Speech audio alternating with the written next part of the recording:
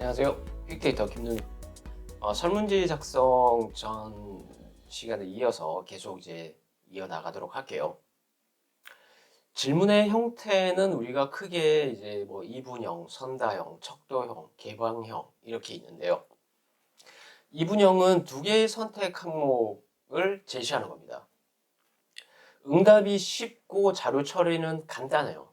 그래서 두 가지 중 하나만 선택하게 하기 때문에 약간 극단적이라고 할 수 있습니다. 그러니까 성별이나 이런 건 좋은데 뭐 만족 혹은 구매 의도 이런 같은 그 추상적 개념에 있는 잠재 변수에 대한 질문에 예 아니요라고만 제시한다 그러면 중간이 없어서 중요한 정보가 누락될 수 있을 거예요. 그렇죠? 그래서 귀하께서는 OTT를 사용해 본 경험이 있습니까? 예 아니요.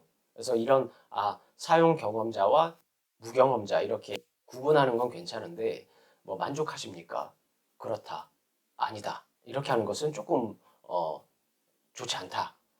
그 다음 이제 선다형. 다수의 선택 항목을 우리가 제시하는 건데요. 보기 중에 여러 개, 그러니까 한 개, 혹은 여러 개를 선택하게 하는 질문형인데요. 응답 항목이 명확하니까 신속하게 응답할 수 있습니다. 내가 생각하지 않고 딱 보여지는 걸 찍을 수가 있죠. 체크할 수 있죠. 근데 응답자가 그 선택할 만한 보기 문항을 제시하려면 충분한 사전 조사가 이제 필요한 겁니다. 예를 들면 자주 이용하는 포털 사이트는 무엇입니까? 네이버, 1번 네이버, 2번 다음, 3번 구글. 그리고 옆에 이제 4번 기타 이렇게 해놨는데 뭐 주로 이제 우리가 네이버 다음 구글을 많이 이용하겠지만 그 외에 다른 플랫폼을 검색 사이트를 이용하시는 분도 있을 거란 말이에요. 그래서 그런 좀 사전 조사를 많이 해서 보기를 나열해 주시는 게 좋아요. 그렇다고 보기가 막 10개 넘어가고 막 이러면 조금 나중에 우리가 분류하기가 좀 힘들죠. 그리고 이제 우리가 기타라고 놓을 때는 옆에 조금 이제 수기로 그 본인이 어떤 플랫폼을 쓰는지 좀 그 쓰게끔 해주시는 게 좋습니다. 그리고 이제 척도형. 우리가 뭐 가장 많이 사용하는 거죠. 리커트 척도형. 보통 이제 리커트 척도를 사용하게 되는데 매우 아니다부터 뭐 매우 아니다, 매우 그렇다. 뭐 이런 식으로 해서 5점 척도부터 뭐 7점 척도 이렇게도 이제 구분할 수 있는데 지금 예를 들은 것처럼 지금 사용하는 OTT에 얼마나 만족하십니까? 1번 매우 불만족, 2번 불만족, 3 보통 뭐 이런 식으로 순서를 가는데 보통 부정적인 문항을 1번에 두시는 게 좋아요. 그 다음에 이제 개방형, 응답자가 자유롭게 기술하게 하는 겁니다. 그 지금 사용하는 OTT가 불만족이라면 이유를 적어 주십시오 해놓고 이제 옆에다가 그 쓰게끔 하는 거죠. 자, 그 다음에 적절한 질문. 우리가 이제 적절한 질문을 어떻게 만들 것이냐. 첫 번째, 그 전문적 용어 사용은 좀 지양해야 돼요. 그러니까 우리가 그 전에 효과적인 그 자료 수집을 위해서 몇 가지 고려해야 되는데요. 모든 응답자가 동질적 집단이 아니라 이질적 집단인데 모든 응답자가 무엇보다 같은 질문 속에 다른 생각을 하게 하면 안 되는 겁니다. 그러니까 응답자 개개인 모두 질문의 이해가 동일해야 돼요. 그러니까 질문을 해놓고 어떤 사람은 다른 생각하고 어떤 사람은 또 다른 생각하고 그러면 신뢰도와 타당도가 다 떨어지겠죠. 신뢰도는 내가 측정하려고 하는 이 질문이 신뢰도가 높냐 안 높냐고 타당도는 내가 측정하려고 하는 것을 제대로 측정하고 있느냐 이게 타당도인데 그런 것들이 이제 다 무너지는 거예요. 그래서 그 질문 적절한 질문을 잘 만들어야 되는데 전문적 용어를 사용하면 안 됩니다. 이 연구자 지금 내가 만든 이 질문 그러니까 그 연구자죠. 연구자의 내 수준과 응답자의 수준이 전혀 달라요. 그러니까 내가 연구자 혹은 그 조사자가 흔히 자기가 사용하는 용어라고 해서 응답자들도 당연히 알 거야. 이렇게 하면 판단하면 안 된다는 겁니다. 예를 들어서 이런 것도 많아요. 연구자가 다음은 어떤 거에 대한 변수로서 어떤 거의 변인으로서 혹은 전문적인 거 있잖아요. 뭐 ESG, RPA, 디지털 트윈 이런 것은 업계나 학계에서만 이해가 빠를 거예요. 그래서 그 이런 업계나 학계에 있는 사람들을 대상으로 하지 않는다면 일반인이 이런 단어, 전문적 용어를 쓰기는 어렵다. 혹, 이 단어가 꼭 들어가야 돼. 내가 측정하고자 하는 질문에. 그러면 설문 시작 전에 그 단어에 대한 이해를 충분히 그 숙지하게 해줘야 됩니다. 그림을 그리던, 이미지를 주던, 아니면 글로 기술을 하게 하던. 그래서 그걸 인지하게 하셔야 된다는 거죠. 그 다음 선다형 질문에 기타란을 두고 응답자가 기술할 수 있도록 한다. 아까 뭐 1번 구글, 다음 네이버 이렇게 있다 그러면 기타 하면 옆에 그 공란을 두고 쓸 수 있게끔 만들어줘야 된다는 거죠. 그러니까 선택자가 응답할 수 있는 모든 것을 생각할 수 있게끔 그 안에 보기 문항이 있는 게 좋죠.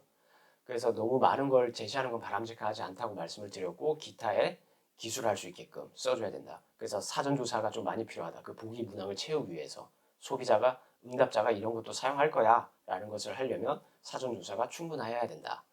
그리고 항목 간 중복되지 않고 그 명확히 구분돼야 돼요. 이 무슨 말이냐면 하나의 질문에 두 개 이상의 답을 생각하지 않도록 항목의 내용이 서로 중복되면 안 됩니다. 예를 들면 아파트를 매매하는데 자금은 어디서 확보하셨나요? 라고 물었어요. 그럼 보기에 이렇게 제시를 했습니다. 1번 은행 대출, 뭐 2번 내 돈, 뭐 자기 자본이겠죠. 그 다음 3번 부모님, 4번 가족, 뭐 이런 식으로 쭉 나열했어. 근데 여기서 어떤 오류가 있습니까? 부모님 가족이잖아요. 그렇죠? 그래서 이런 것들 그리고 뭐 최근, 거의, 가끔 이런 형용사는 뜻이 명확하지가 않아요. 받아들이는 사람마다. 그래서 보기 문항의 그 뭐 최근, 거의, 가끔 이런 것은 가급적이면 쓰지 않는 게 좋습니다. 사람마다 정도에 대해서 이런 추상적인 정도에 대해서 다르게 느끼기 때문에 응답자마다 선택 기준이 달라질 수가 있어요. 또 질문이 명확해야 되는 거죠. 실제로 어떤 연구자분께서 스트레스와 관련한 연구를 이제 하면서 설문 검토 요청이 왔던 그 실제 문항 중 하나인데요. 이런 게 있습니다. 상황이, 잘 들어보세요. 상황이 실제로 얼마나 안 좋은지 보지 않으려고 했습니까? 그래서 제가 이제 이분들 질문이 한 100개 정도가 있었어요. 그래서 그 문항을 보다가 이 문항을 계속 3번을 곱씹었습니다. 다시 읽었어요. 근데 이해가 잘 안 됐어요. 이것은 이중 부정문을 사용하는 건데 상황이 실제로 얼마나 안 좋은지 보지 않으려고 했습니까? 머리가 좋은 사람은 그냥 바로 이렇게 해서 이중 부정문을 사용해서 나한테 묻는구나 하는데 우리가 설문 빨리빨리 체크해야 되잖아요. 근데 이런 거 이해하기가 쉽지가 않아요. 이중 부정문은. 그래서 이런 것들은 사용하지 않는 게 좋습니다. 물론 이분이 다른 선행 연구에 있는 설문 문항을 가져왔을 거예요. 그런데 우리가 논문이 그 출판됐다고 해서 그게 진리라고 생각하시면 안 돼요. 우수한 논문도 있지만 반면에 조금 약간 엉성한 논문도 있어요. 있을 수밖에 없죠. 사람이 하는 거니까. 결국 그 이 질문은 이제 이런 식으로 우리가 그 수정을 했죠. 안 좋은 상황을 회피하려고 한 적이 있습니까? 안 좋은 상황을 회피하려고 한 적이 있습니까? 그냥 이렇게 간단한 명료하게 하셔야 돼요. 그리고 결국 이분은 뭐 학위를 취득을 하셨어요. 나중에 질문 수도 많이 좀 줄이고 필요한 질문만 남기고. 그 다음에 한 질문에 2개 이상의 내용으로 질문하면 안 됩니다. 예를 들어서 자주 사용하는 OTT의 품질과 서비스에 만족하십니까? 자, 지금 몇 개를 물었습니까? 질문은 하나인데 자주 사용하는 OTT의 품질과 서비스, 품질에 대한 만족, 서비스에 대한 만족 2개를 동시에 물어봤어요. 그러면 2개를 물었기 때문에 품질은 만족하는데 서비스는 불만족이야. 그럼 이제 이 응답자는 어떻게 응답을 해야 되나요? 그냥 막 찍는 거죠. 혼돈이 오는 거죠. 그래서 응답자가 그 확신 없이 갈등을 하게 됩니다. 그 무응답하거나 대충 응답할 가능성이 매우 높아요.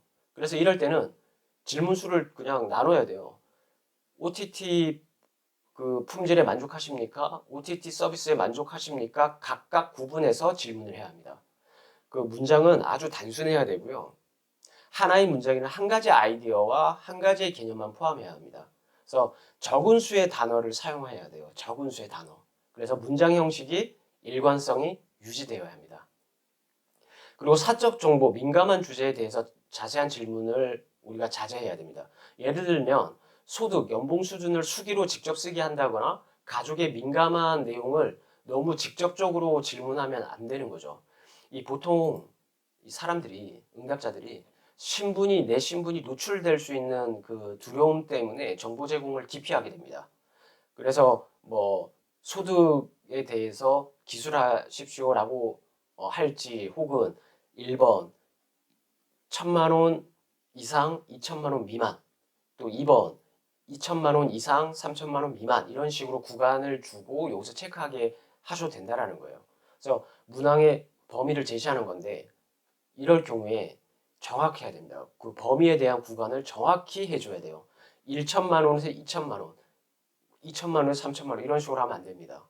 꼭 이상, 이하, 미만, 초과, 이 그 범위를 정확하게 분명하게 해주셔야 돼요.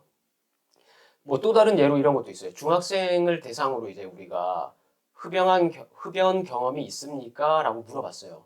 그러면 중학생이 이 질문을 보다가 걸릴 것 같아. 무기명임에도 불구하고 내 글씨체 이런 거 알지 않아? 선생님이 알지 않을까? 그러면 안 써요. 두려움 때문에 잘못 응답을 합니다. 아니요 라고 응답할 가능성이 높아요. 아주 높습니다. 정직한 답이 나올 것 같지 않거나 그 사회적 윤리성의 방향을 받을 수 있는 설문은 우리가 신중하게 구성해 줘야 돼요. 연구자가 사회적으로 바람직한 방향 혹은 비판적 방향으로 응답을 원한다고 해도 이런 식으로 나와야 돼, 응답이. 그런다고 해도 응답자가 그 내 질문을 하려고 하는 이런 것들을 인지하지 못하도록 그 질문을 구성해야 됩니다. 그리고 유도 질문과 가정하에 질문을 하면 안 된다. 유도 질문. 예를 들면 지금의 어플리케이션은, 이렇게 질문하는 거예요. 지금에 보고 계시는 어플리케이션은 애플과 구글 출신의 디자이너가 만든 것입니다. 이렇게 그 단서를 달아놓고, 지금 보시는 어플리케이션의 UI, UX의 구성에 대해 어떻게 생각하십니까? 라고 물으면 이건 이미 응답자한테 유도하고 있는 거예요. 애플과 구글 출신 수석 디자이너가 만들었다 그러면 이 사람한테 이미 유도한 거죠. 이러면 안 된다. 그리고 연구자가 임의로 가정하에 질문을 하면 안 됩니다. 예를 들어서 귀하가 로또에 당첨된다면, 로또에 당첨되면 좋겠네요. 그렇죠? 귀하가 호텔 무료 시식권을 받는다면, 이런 질문을 하면 안 돼요. 가정하에 질문. 왜? 이런 가정 질문은 내가 경험이 없잖아요. 그래서 응답자의 신뢰성이 나중에 떨어지게 됩니다.